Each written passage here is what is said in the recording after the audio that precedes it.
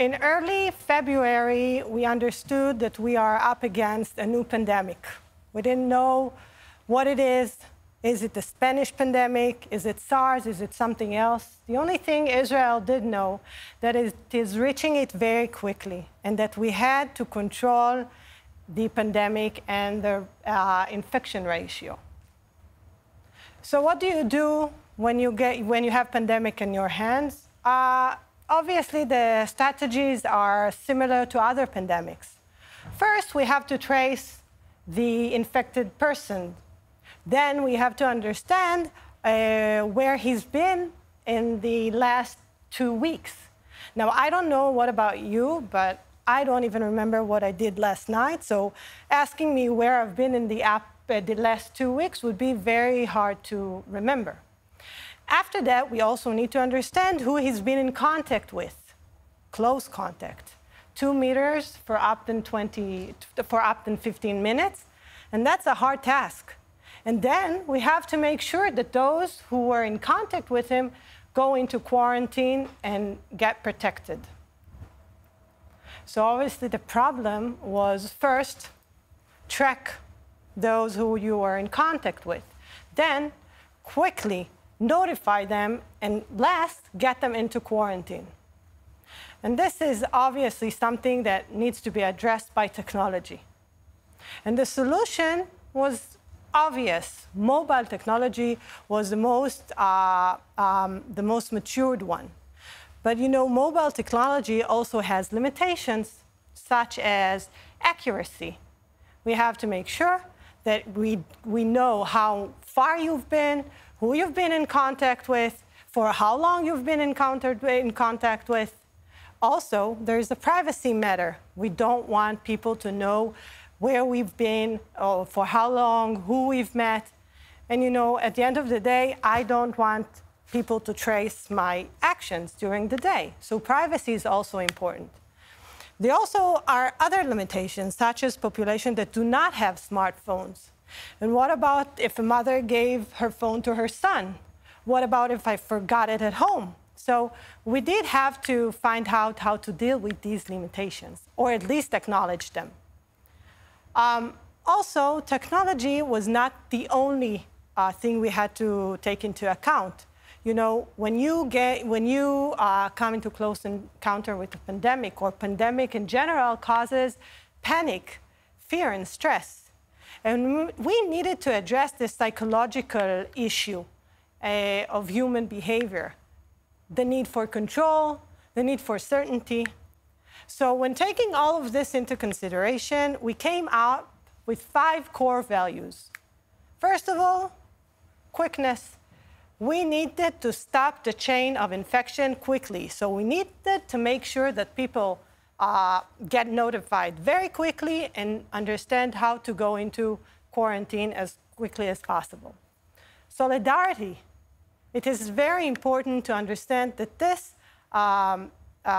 war, let's say, is not my war or your war. The solution is based on us understanding that we are a part of a community.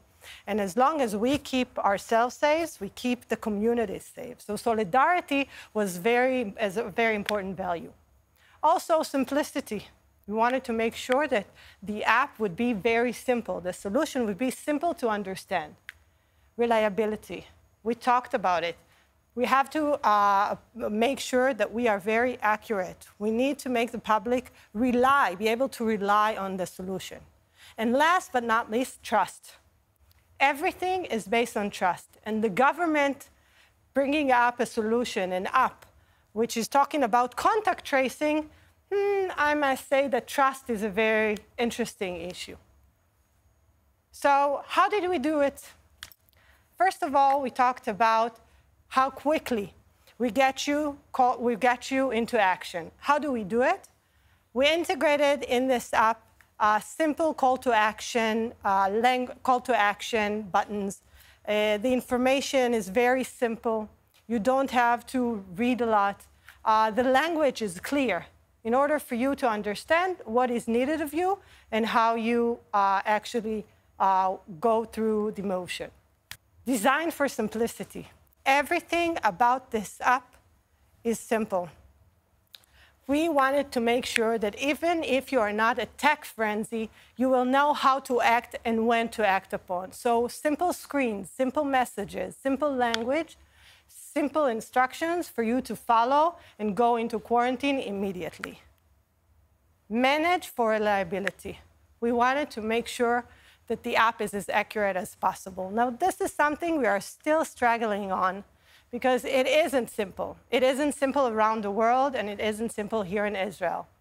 But we do have hope because we hope to launch very soon a new version of the app, which is not only based on GPS and location technology, but is also based on Bluetooth technology, which enables us to be more accurate.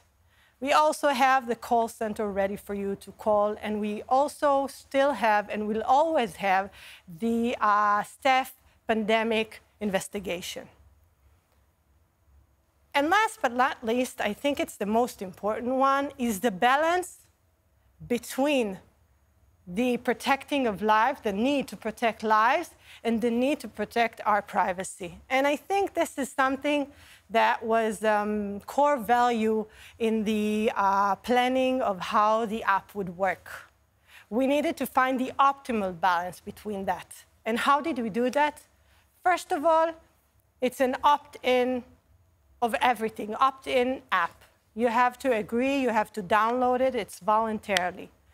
Secondly, the architecture. The architecture is one that all the information stays in your device. The only way to share this information with the Ministry of Health is by accepting the share and not having you, and it doesn't mean that you have to share it. We have no knowledge of where you've been, if you got notified, if you got into quarantine, but we want to work on that trust. And for that, we also used open source platform. So everybody could see what we're doing. Nothing is in the dark. You can see everything. But the main important is that you have the control. You can decide what and when you want to do. But you also have the responsibility for your life and for the others. And that's an important key to make us work together in trust. Thank you.